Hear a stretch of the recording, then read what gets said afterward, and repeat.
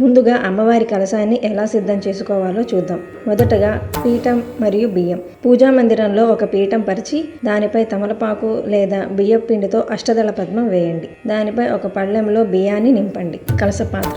బియ్యంపై రాగి, వెండి లేదా ఇత్తడి చెంబును ఉంచండి. చెంబుకు బయట వైపు 5 చోట్ల పసుపు, కుంకుమ బొట్టు పెట్టండి. కలశంలో వేయవలసిన దైవిక వస్తువులు. కలశంలో 3/4 వంతు వరకు పవిత్రమైన నీటిని నింపాలి. అందులో కొద్దిగా పసుపు, కుంకుమ, 1 రూపాయి నాణెం, పచ్చకర్పూరం, యాలకులు, జాజికాయ మరియు ఒక బంగారు లేదా వెండి వస్తువు వేయాలి. ఇవి అమ్మవారికి అత్యంత ప్రీతికరమైన ధనాకర్షణ వస్తువులు. మామిడాకులు, కొబ్బరికాయ అమర్చడం. కలశం చుట్టూ 5 లేదా 9 ఆకులను అమర్చండి. కొబ్బరికాయకు పసుపు రాసి కుంకుమ బొట్టు పెట్టి పీచు పైకి ఉండేలా కలశంపై ఉంచాలి. కొబ్బరికాయ ఊడిపోకుండా వెనుక భాగంలో బ్లౌజ్ పీస్ను శుభ్రంగా అమర్చి అమ్మవారి ముఖాన్ని దారంతో గట్టిగా బిగించాలి. ఓం శ్రీ వరలక్ష్మీదేవి నమః. సర్వే జనా సుఖినో భవంతు.